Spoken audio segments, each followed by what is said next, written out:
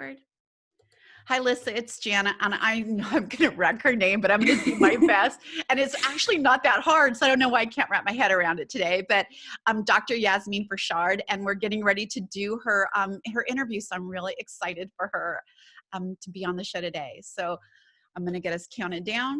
3, 2, 1. Hello and welcome to Oh My Health, There Is Hope. I'm your host, Jana Short, and today I'm here with Dr. Yasmine Farshad. Dr. Farshad is a practitioner, education manager for Wise Woman Herbals, where she coordinates educational events and content for healthcare practitioners. Dr. Farshad received her doctorate in Naturopathic Medicine from the Southwest College of Naturopathic Medicine in Tempe, Arizona, and received her Bachelor's of Science in Ecology and Evolutionary Biology from the University of Arizona. Dr. Farshad also teaches anatomy and physiology for Herbal Wisdom Institute, where she received her herbalist certification. She focused on nature's cures using botanical medicine and nutrition. Welcome. I'm so excited to have you here today. I hope I didn't mess up your name too much. No, the only correction I will say, it's naturopathic medicine. Thank you so much. And here's the thing, I have 2 daughters who are doctors of naturopathic medicine, and I don't even know what I was thinking. So thank you. Yeah, and it's so funny because you're not the only one that has said that before. So don't worry about it. Well, thank you. One of the things we do here is we share a story of hope. And I would love it if you shared a story of hope at the beginning, and then we'll go in talking about all the amazing things you're doing right now. Yes, I would love that. Thank you. So I'm going to give my story of how I was led into naturopathic medicine. So growing up, I dealt with various health challenges. So whether it was depression and anxiety, I've had different types of digestive issues. Even to this day, I'm still dealing with that. PCOS, ADHD, eczema, and that's just to name a few. And, I was always going to the doctor for something, always being prescribed some sort of medication. But it never really fixed the problem. I was always just putting a Band-Aid on the symptom. And, then I had a point in my life where I no longer had health insurance. And coming from a place, where I was heavily relying on the medical system, especially to get a prescription to get better, this was terrifying. That it's a scary feeling to feel alone, and I was thinking to myself, what if I have an emergency? I don't know what to do. And it was at this moment that I actually realized I had to take responsibility for my health, because I literally could not afford to get sick. I couldn't go to the doctor, and I couldn't end up in the hospital. And so soon after that, I decided to make a commitment to myself, and I told myself, I'm going to take responsibility for my health. And so what I did was I started researching my conditions and natural ways to address them. I changed things that were in my control. So I changed my diet, and that took a long time. So, it wasn't like in 1 month I was free of all my issues. No, that was a long journey. And then, little by little, I incorporated nutrients that I needed at certain times in my life, depending on what issues I was dealing with. My thoughts and emotions were another huge issue I had to tackle. And so with the help of meditation and something called emotional freedom technique, which is tapping. I'm not sure if you've heard of tapping, Jana. I have. Oh, perfect. Yes. I love tapping. I'm a huge fan of tapping for more than 10 years. And it was a combination of all those things that started helping me. But more importantly, along the way, I learned that in order to address any of these health issues that I had, I really had to look and find the root cause and then really deal with that, rather than taking a medication to temporarily ease all of my symptoms. And, the funniest thing was the hardest part about this whole thing, because you can have the tools in front of you, but it's the inside work that's the hardest part. And so learning to trust my body and its intelligent ability to trust itself was the hardest part and most rewarding part of this whole thing, because it's possible. Health is possible. And so, I also had to trust in the only resources I had available to me. So that was food, herbs, and then nutritional supplements that were available to me either at the health food store or at another, alternative medicine practitioner's office. And little by little, I was actually noticing positive changes. And so I was really excited. And so that helped me to start trusting the process more and more. And then the turning point for me was, excuse me, when I got a job at a holistic wellness center, and I actually met some of my greatest mentors there, and they actually helped me start my path as a holistic practitioner. But the coolest part about the thing was I was witnessing people overcome various health challenges. And it was all by changing simple things, their lifestyle, their diet, and their mindset. And for me, I witnessed my own health journey. And so I was used to seeing, my accomplishments, but to see what other people were able to accomplish, it was almost like constantly, witnessing miracles. And so I was just blown away. I was so excited about the whole thing.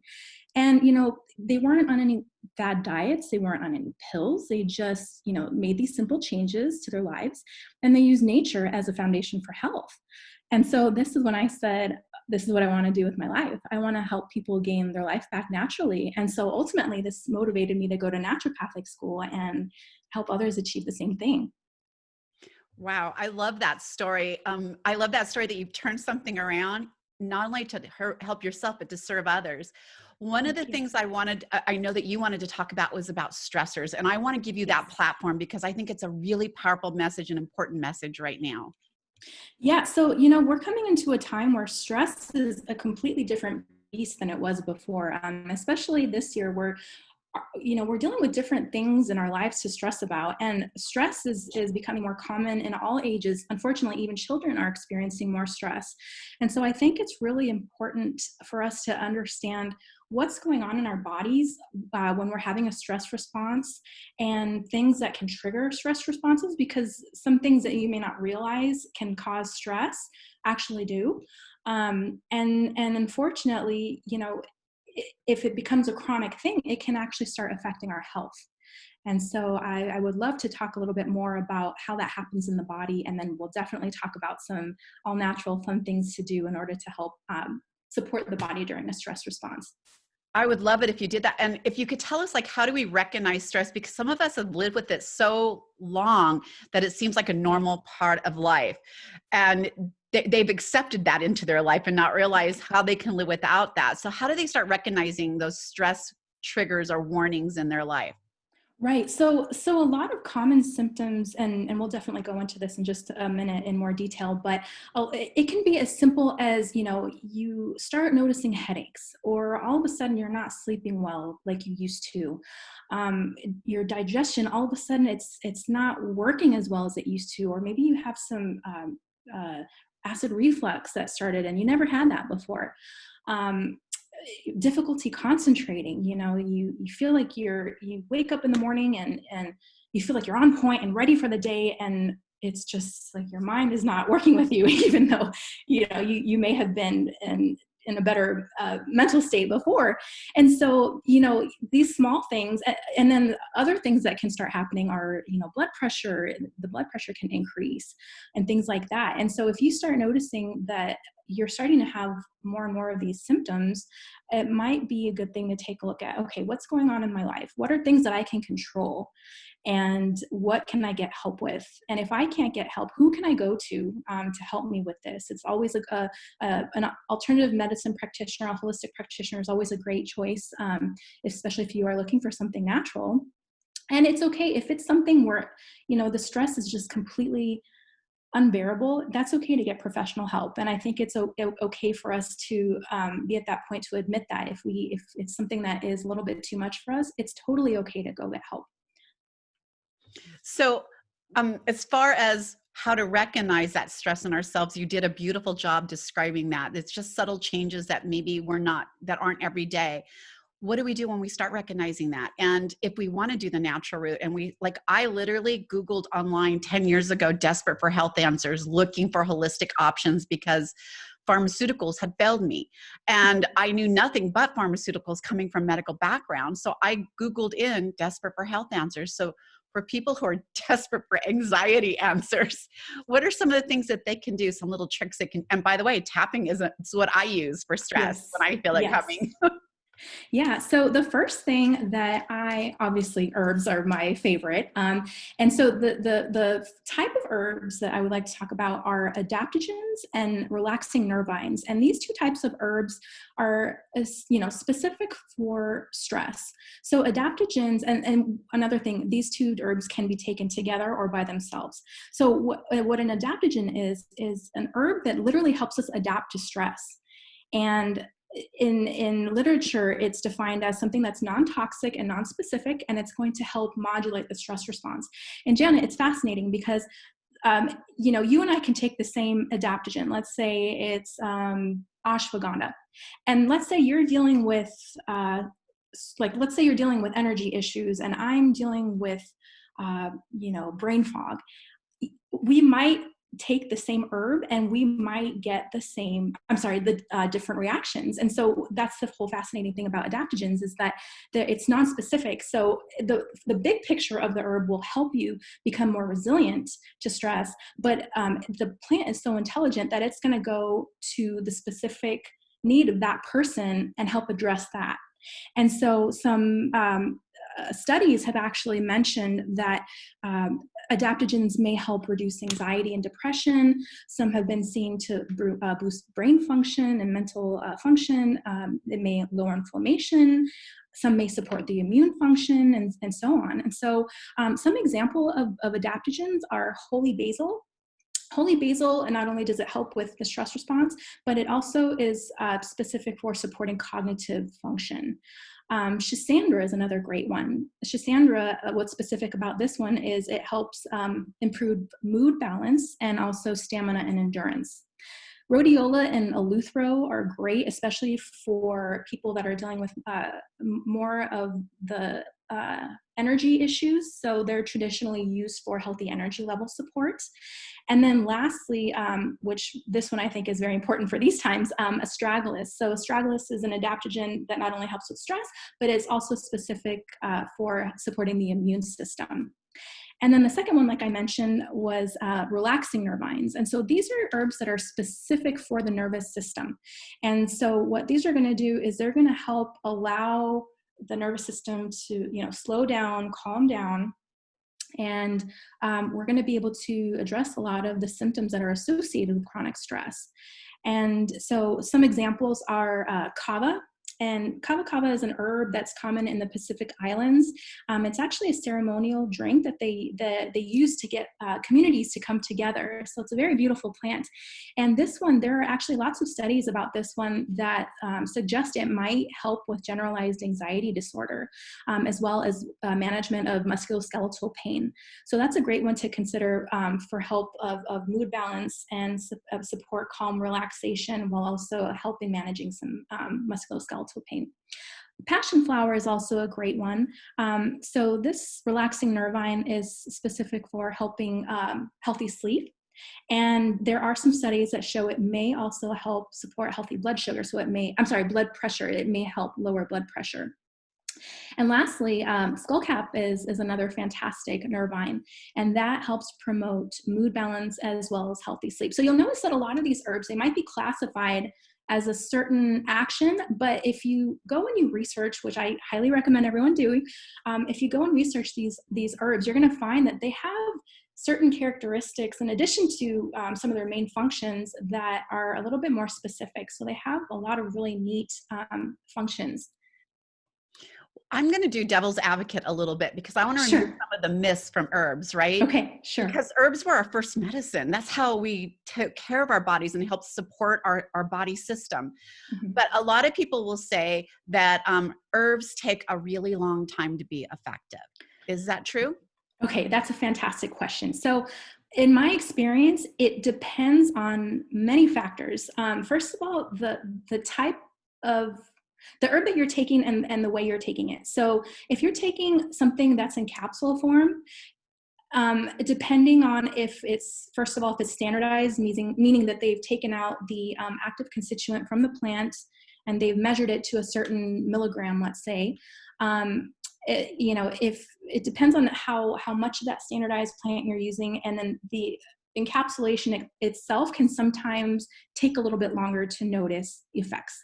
Now, There's also herbal preparations in alcohol form, and that's usually referred to as a liquid extract. And then there are non-alcoholic forms called glycerites or even solid extracts. Those are in glycerin as well. It's a little bit heavier in concentration.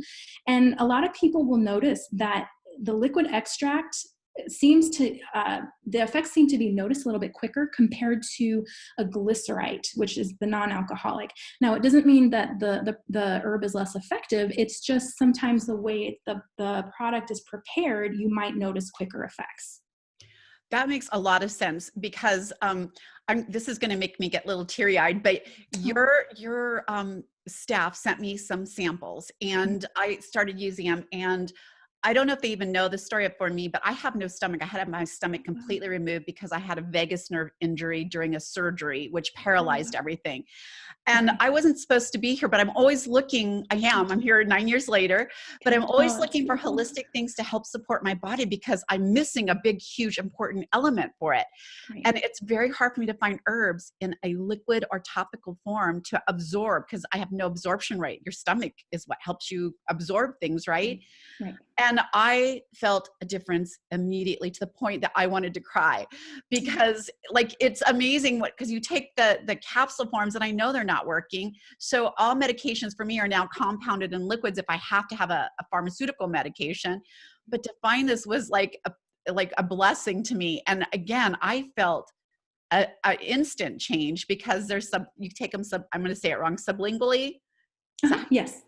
And it works. Like I could feel it change like very quickly. And sometimes I'm told with herbs that you have to take them for a long period of time, like ashwagandha. I know that takes a while to build up in the system. This is about supporting health, not necessarily correcting an illness, right? It's about keeping us in that healthy state. So what would you say to people who are now using capsules and gels? Because I'm telling you, she has a cycle. You know, I am a huge advocate about do what's best for you. And I know for some people, they're very sensitive to the flavor of herbs. And, you know, it's so funny because naturopaths are known for taking the most horrible tasting herbal preparations, and to them it's like the worst tasting the better it is because it's probably closer to the natural form, you know. And so I really believe that if for whatever reason your health you know, if you can't take it in capsule form or you're not used to that flavor quite yet, then absolutely capsule form is great. But I would definitely say consider trying a tincture form, either a liquid extract if you can have the alcohol form, or a glycerite form. Now take note that certain herbs you may not be able to find in glycerite form as much because there are some herbs that are better extracted in alcohol versus glycerin. Not to say that it can't, but it's just a better extraction, if that makes sense. So I want to touch a little bit now on moving forward into the new year and COVID. Everyone's worried about COVID, but I am like a junkie when it comes to taking care of my immune system and keeping that away. What are some things that we can do to help boost our immune system that, you know, because people don't recognize unless you're sick with the flu and you take a magic pill and you're better, they just don't. They take advantage of the fact that I'm always healthy. I don't think I've had a flu in over 10 years because I take such good care of my immune system. That's excellent. Yeah. So managing stress is a huge part of supporting your immune system, first off. And because when we are stressed, we actually decrease immune function, and especially when we're in that chronic state of stress. And so if we can, number one, be able to control our stress, so we're not always being flooded with cortisol or, you know, adrenaline, then that's one great step. Eating healthy, it is so important to really eat, you know, whole fruits, whole vegetables, fresh when possible, eliminating processed foods when possible, fast foods also that are filled with preservatives. And I think one of the most important things about that is because when we're eating a lot of fast food, they're not really loaded with a bunch of nutrients, right? And so number one, we're not really absorbing the proper nutrients to keep our bodies healthy and strong. And number two, a lot of these are hard on our digestion. And so if our digestion is not working properly, then you're just adding another stressor to the body, right? So a clean diet is very important. Also sugar, you'd be surprised. There are studies out there that say your immune system is lowered for a bit of time after consumption of sugar. I don't remember if it's an hour, but for a period of time after sugar, refined sugar consumption, so like white sugar, you actually do have a lowered immune response. So if that happens during the holidays, okay, let that go, and then try to see if you can eat some fresh fruits and vegetables after to replenish and hopefully get your immune system kicking again. Nutritional supplements also, you have no idea how far nutritional supplements can go. And these also work for stress. So multivitamins are a great foundation. And if you can find multivitamins that are with very limited or no adders and fillers, that's better. I know there are multivitamins that are food-based, which are great. So it's just a matter of checking out different brands and really looking at the label and seeing what you need, because there are different types of multivitamins that serve different functions. Some might be more for, women's health, men's health, things like that. Let's see, our vitamin C also is very important. Zinc is very important. Zinc and vitamin D particularly are very good for supporting the body during immune season, because it does help boost our immune system. And so a lot of people, there are studies out there that suggest that people with vitamin D deficiency will actually be more susceptible to getting sick, unfortunately. And so those are great supplements to take. In addition, what else? Exercise also is very important. And this also ties into stress.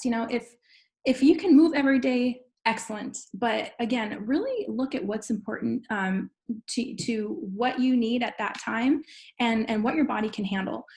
Because I like to say exercise responsibly. So if you are already in a stress response, and you've been dealing with some chronic stress, and you go out and you want to, run a marathon and really tax out your body more, and you're not used to that, especially, that extra stress is not going to help your body. It's putting on additional stress, and then that could potentially also lower your immune system. So if you're going through times of stress, still move, but consider moderate exercises just for a temporary period of time, so that way you're not putting on that extra stress. So if that's walking, light jogging, yoga and Pilates, and then I would say resume to normal exercises when things are a little bit better. But moving is absolutely important also to help keep the body strong. So what I love that you're saying is it's not just one thing. Yes. And so it's so important to know it's a bunch of little things, right, that we incorporate in our lives. It's not one magic thing. And like I say all the time, wellness is not a destination, it's a journey. So we're always on that journey. Right. I want to go back to the herbs though, because I love them so much. I have a lot of moms that listen to this, and they have asked, is it safe for my children to have herbal supplementation to help them, keep their immune system strong, maybe sleep better at night, or reduce the stress factors in their lives? Because like you said, children are dealing with a lot of stress. They're not able to play with their friends. They have to wear masks. They don't know what the heck's going on. Right. Yeah. So there are herbs out there that are kid friendly. And if we're going to look at herbs for immune system specifically, there are definitely like elderberry. Elderberry is fantastic for all ages. And, one thing I will say, that the dosing will be different on herbs for children. So I would recommend, if you're going to buy a preparation that's specific for kids' health, because there are herbal preparations that are specific for kids' health, and they're blends already for, like, let's say children's immune function. The dosing is going to be different compared to an adult dose. So that's one thing I would look at. But there are plenty of herbs. Like I said, elderberry is probably my top one for immune support. As far as herbs for children in regards to stress, Passion flowers is a fantastic herb. Chamomile is also a really good herb to help calm the stress response in kids. Wise Woman Herbals actually does carry a product called Calmerite, and that is both kid and adult friendly. It's non-alcoholic, and it does have things like passion flower and chamomile in it. And again, the only difference there would be looking at the dosing. That's what's going to be different. But there are plenty of either single herbs or preparations out there for children. You know, I'm glad that you brought up dosing because I happen to be super hypersensitive to stuff. And I don't know if it's because I don't have a stomach, but I always start at the smallest dose possible and increase just to see how I'm going to react to something. So I would strongly recommend to anyone who grabs something new their body's not used to, start with the lowest dose and like increase it until you know where that sweet spot is for you. Right, absolutely. That's a fantastic point. So many times, if you look at the label of a bottle, the dose that's listed is basically the started recommended dose. So you're absolutely right. Start at what is recommended on the bottle. And again, if you notice that is even a little bit too much, half that dose and start from there. As far as increasing the doses, I can't really speak to that. That would have to be between the person and the condition that they're dealing with, and probably their healthcare practitioner. And I know that different conditions will have different dosing requirements, and so I would absolutely recommend people talk to their alternative or holistic practitioner about that. So when I say increasing the dose, for instance, when I got your bottles, it'll say 2 to 4 drops. I always stay at the 2, but I never increase past the recommended amount because it's usually enough anyway. Exactly. So I don't ever increase past the rec, but I would absolutely, you should talk to your doctors. And people think if they're taking herbs because it's natural, they do not have to check with their doctors when they're taking other medications. And that is not true. Right, absolutely. So herbs are, yes, they're natural for the most part. They're not dangerous, but if you're someone that is not used to taking them, I absolutely support going to a holistic practitioner that is an herbal practitioner as well, because they'll be more familiar with dosing, and they'll be able to help guide you through that. And so definitely look into that. I'm the same way though. There are periods in my life where I feel like I am going through a lot of stress, and so it takes a lot more for my body.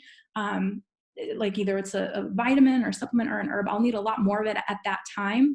And then for some reason, my body will decide, okay, that's enough. And then I'll take that higher dose and my body's like, okay, that's way too much.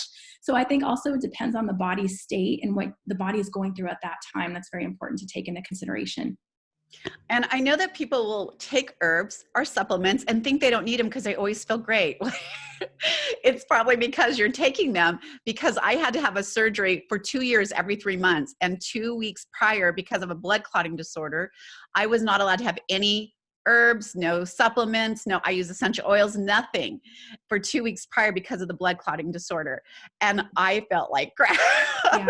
Like it happened really quick. And then within 48 hours of getting back on my regimen, I would feel amazing. So I have no doubt that it keeps me showing up and feeling the way that I do. Absolutely. Yes, absolutely. So where can people locate you and the services that you have and the products that you have? Where can people locate you? Yeah, so you can go to www.dryasminefarshad.com, and I did send over my website to you. I think people will be able to get that from your website, and so you can go to my website. There's a contact me link there, or you can email me directly at dr.yfarshad@gmail.com. And as far as Wise Woman Herbals goes, I would definitely recommend going to www.wisewomanherbals.com, and you will be able to see all the different types of products. You can look by body system if you want, children's health, men's health. You can search by that, or you can search by individual herb. And then if you're interested in learning more about herbs, if you go to our website, and I'll give you this link to Jana, we have something called the Practitioner Learning Community. And so you can go to this section on our webpage, and there's tons of educational resources for you, especially if you're starting out learning about herbs. We have webinars that were done with Dr. Glenn Nagel, who's a naturopath and herbalist. And so he gives short talks on certain conditions and herbs for those conditions. So it's a great place for different herbal practitioners to come together and learn from each other about how to use herbs. And then we also have, we are giving a freebie to the listeners. There's an herbal energetics wheel that has information about, herbs and their functions and what body systems they support. And then a foundational complement chart that talks about herbs and foods and nutritional supplements that all complement each other. So we do have all the links to that. Your team is amazing, and they sent it everything. And I was just double checking in your show notes to make sure I had it. So they will be all listed when the show goes live. So all you guys have to do is just click and go grab it. So fantastic. Thank you so much for being with us today and sharing all that amazing information. I feel like we need to have you back a lot. I would love that. Yes, you tell me when and I'll be there, Jana. I totally will be telling you when, because I just don't have enough people talking about the things that are so available to us in nature to help keep our bodies healthy and moving forward in a really thriving way. Thank you so much for being with us today. You're so welcome. Thank you, and talk to you soon.